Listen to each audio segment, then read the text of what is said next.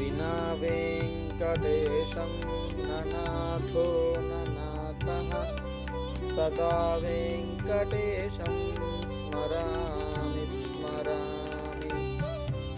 हरे वेङ्कटेश प्रसीद प्रसीद, प्रियं वेङ्कटेश प्रयच्छ प्रयच्छ।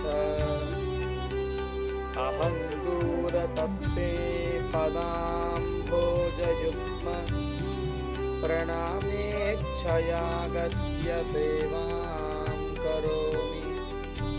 सकृत्सेवया नित्यसेवाफलं त्वं प्रयच्छ प्रयच्छ प्रभो वेङ्कटेश। अज्ञानिना मया दोषान् अशेषान् विहितान् हरे क्षमस्वत्वं क्षमस्वत्वं शेषशैलशिखामणे। गोविन्द।